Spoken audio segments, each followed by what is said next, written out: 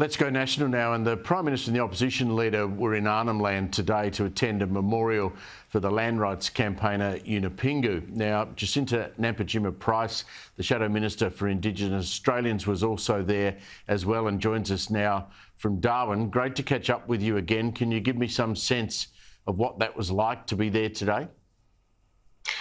It was a very moving memorial service for the late Mr. Yunupingu. It was incredible, recognising the lifelong work, the way that he gave back to his community, his family, that he was not only a leader among Indigenous Australians, among the Yolngu, but a leader among Australians, and a leader in such a way that he encouraged, as the Gumach do, they encourage the opportunity for people to share and speak about issues of concern when you come from different sort of viewpoints and backgrounds. But he did an incredible job. He created incredible opportunity for his clan and for the Gumach with their mine,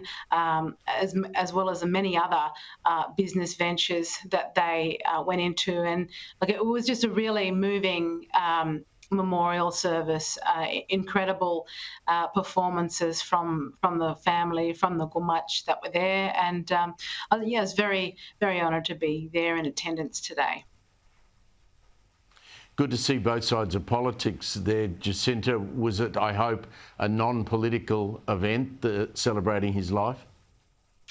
I think that was the wonderful part about it also, was the fact that it wasn't political. It wasn't a political event. It wasn't politicised. It was in recognition of all his work, in recognition of the way he worked and had relationships with every Prime Minister since Whitlam. So I think that was the great part about the occasion as well. It was all about respect. In fact, it was all about love as well. Love for our country, love for a man who was a Gumach man, but also an Australian. We can't avoid the voice in politics. I know today that the One Nation Senator Pauline Hanson has expressed a view that she'd like to be involved in the writing of what I'm told will be a 2,000-word piece on the, explaining the no case. Should she be involved? Are you going to be involved? How's this document actually going to be produced?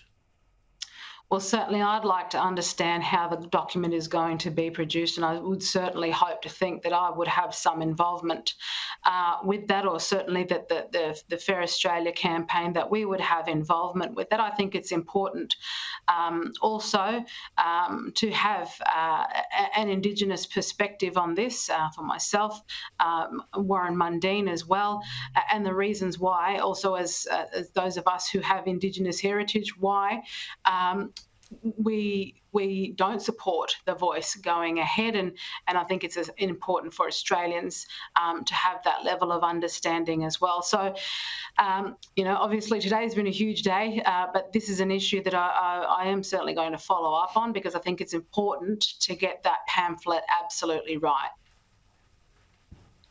Yeah, and I think that you're the one person who should be heavily involved. I had the pleasure once of going out to Yendamu and seeing football played on that pretty rough footy ground out there. This weekend is the Indigenous round in the AFL. It seems to me that the AFL Commission rushing through this idea that they would support the yes case in the referendum, Jacinta, is all coincide with that Indigenous round this weekend. What do you make of the AFL saying they want to support it? Well, I'd like to call upon Gillan McLachlan to actually provide myself and the rest of Australia the unequivocal evidence that suggests that the voice is the only thing that's going to improve the lives of Indigenous Australians.